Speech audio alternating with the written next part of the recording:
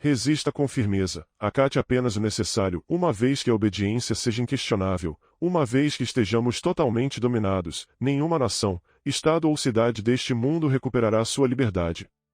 Tais foram as palavras de advertência que o renomado poeta Walt Whitman dirigiu aos seus colegas.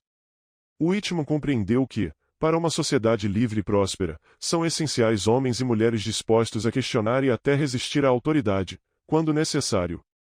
Contudo, nos dias atuais, são raros os que vivem por esse ideal. Ao invés disso, a obediência cega se tornou a norma, transformando-nos em rebanhos facilmente conduzidos às correntes da tirania. Mas o que nos levou a praticamente ignorar o conselho de Whitman? Neste vídeo, analisaremos duas instituições que desempenharam um papel crucial na criação de uma cidadania passiva: o sistema educacional e a mídia. A escola pública é vista como uma grande conquista do mundo ocidental moderno. Quem ousaria questionar o valor de uma instituição que oferece educação gratuita e obrigatória para todos? Contudo, a realidade diverge significativamente da imagem idealizada, presente em muitas instituições de nosso tempo. Se as escolas públicas estimulassem o pensamento crítico, se promovessem a curiosidade intelectual e formassem cidadãos saudáveis em corpo e mente, poucos duvidariam de sua importância. No entanto, por trás da fachada apresentada pelos burocratas que comandam essas instituições, emerge uma realidade mais sombria. Albert Einstein, um indivíduo que alcançou alturas de genialidade raramente vistas, não atribuía sua formação compulsória ao desenvolvimento de sua mente. Ao recordar seus anos escolares, Einstein afirmou que, após concluir os exames finais, seu interesse pela área que revolucionaria estava praticamente morto. Ele acreditava que uma das principais falhas dos sistemas educacionais estatais era o ensino imposto e obrigatório. Após mais de uma década de doutrinação no sistema escolar, poucos emergem com sede de conhecimento e curiosidade para desvendar os muitos mistérios do mundo. Em vez disso, são ensinados a ser passivos e obedecer às ordens.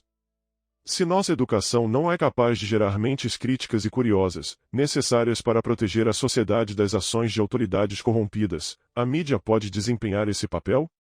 Embora nos últimos anos tenha surgido um crescente ceticismo em relação a essa instituição, a desconfiança em relação à mídia tem uma longa história.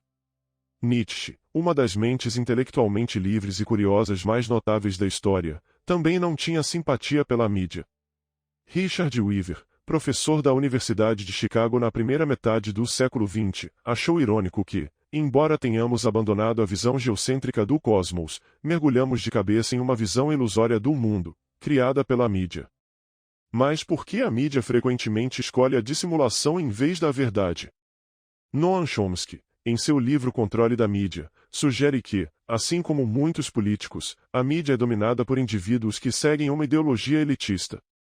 O jornalista Walter Lippmann, no século XX, personificou essa visão, chamando as massas de rebanho confuso e sugerindo que uma das principais funções da mídia é mantê-las como espectadoras passivas, em vez de participantes ativas, na organização da sociedade.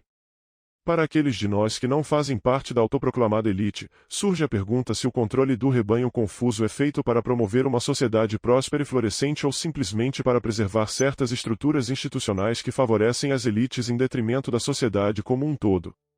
Essa questão em aberto reforça a necessidade de uma postura mais cética em relação às figuras de autoridade de nosso tempo. Precisamos, portanto, de mais anti-autoritários.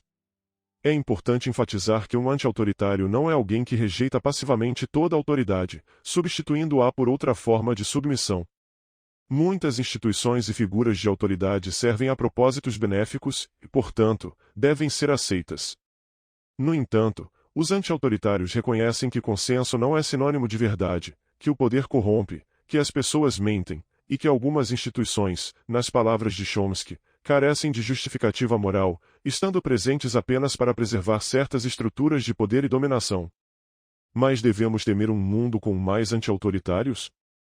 A obediência incutida em nós pela escola e a deferência cega à autoridade promovida pela mídia podem levar alguns a ver os anti-autoritários como uma ameaça à estabilidade da sociedade, mas isso está longe de ser verdade. Os anti-autoritários são os guardiões essenciais de uma sociedade próspera, pois, como apontou C.P. Snow, quando olhamos para a longa e sombria história da humanidade, vemos que mais crimes hediondos foram cometidos em nome da obediência do que da rebelião. A combinação de autoridades malévolas e uma cidadania passiva é a receita para a tirania. Portanto, os anti-autoritários não devem ser temidos, mas sim acolhidos. São eles que soam o alarme e despertam as massas adormecidas para a existência de autoridades corruptas. Uma sociedade sem um número significativo de anti-autoritários é uma sociedade que optou pelo conforto das ilusões em vez do desejo pela verdade, e, consequentemente, está pavimentando o caminho para sua própria destruição.